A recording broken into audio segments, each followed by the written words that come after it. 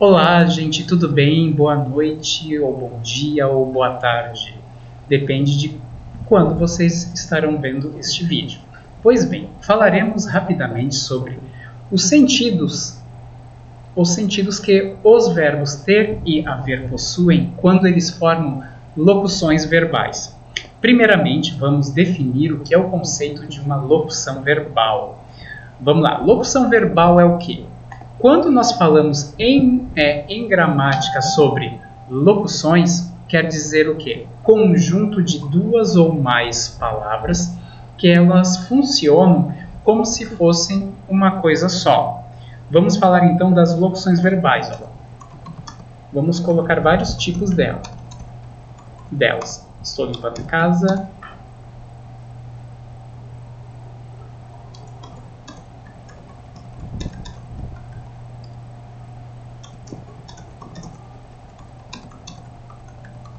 Aqui, nessas três frases que eu coloquei, nós temos em cada uma delas uma locução verbal. Lembram? Vamos analisar quem são os verbos? Sim, eu vou sublinhar as locuções verbais de caneta vermelha, para vocês verem. Eu estou limpando a casa.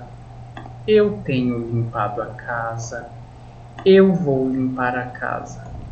Aqui nós temos três locuções verbais. E em toda a locução verbal nós temos dois tipos de verbo.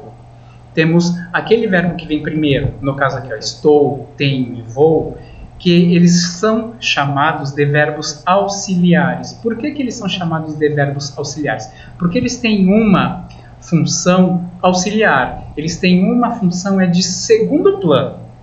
Porque quando a gente fala aqui, eu estou limpando a casa, quem é a ação dessa frase?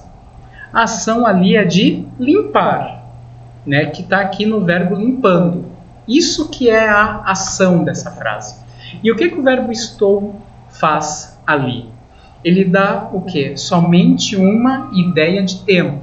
Então, essa ideia de tempo, ela é acessória, porque o principal aqui é a ação. Portanto, temos dois tipos de verbos em uma locução verbal. O verbo auxiliar, que ele sempre vem antes do verbo principal. Verbo auxiliar traz uma ideia de tempo. Verbo principal traz o quê? Traz a ação desta locução verbal. Que nem aqui, estou, tenho e vou, somente fornecem informação de tempo. E a ação está no verbo principal, que pode vir em uma das três formas nominais. E eu fiz essas frases de propósito.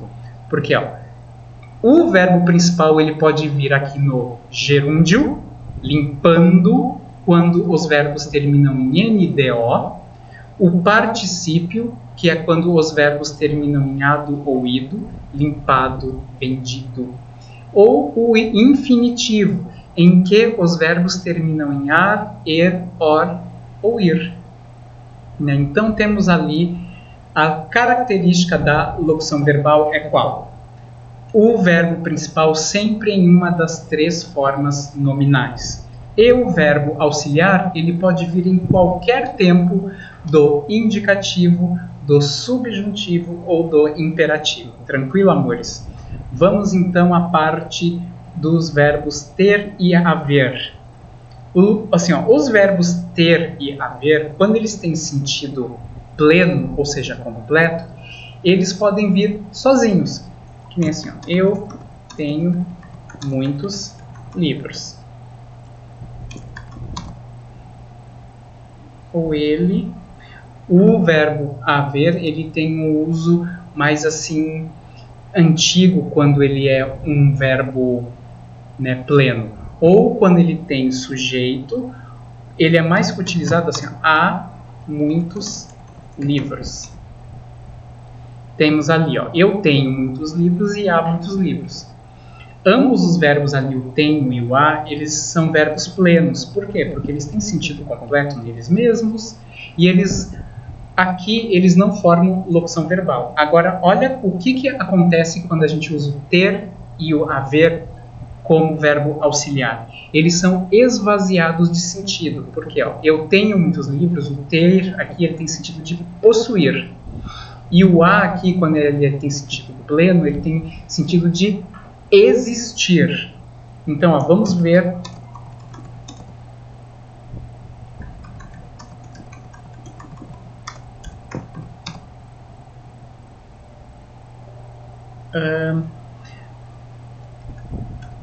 Vamos lá, vamos colocar aqui. Eu tinha lido bastante e eu havia lido bastante. Aqui a gente tem duas frases em que o ter e o haver eles perdem o seu sentido de verbo pleno. E eles se tornam o quê? Verbos auxiliares em uma locução verbal que eu vou novamente sublinhar de caneta vermelha. Ó. Tinha lido, havia lido. Quem é a ação principal dessas duas frases? É a ação de ler, que está representada pelo verbo principal. Verbo ler, que neste caso está no particípio. Qual é o particípio de ler? Lido. Né? Então, eu tinha lido e eu havia lido, isso aqui tem o quê? Tem o mesmo sentido, mesma coisa.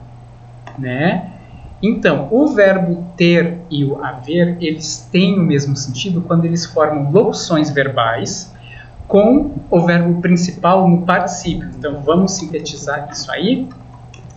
Ter e haver possuem o mesmo sentido quando formam locuções verbais cujo verbo principal está no particípio, para a gente memorizar isso bem. Então, muda somente uma certa formalidade, ou seja, o verbo haver, ele tende a ser mais informal, quer dizer, mais formal do que o verbo ter, que tem uso muito mais comum, né? Quando é que eles vão ter sentido diferente quando formam locuções verbais?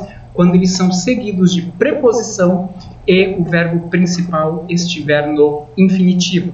Que nem assim, ó.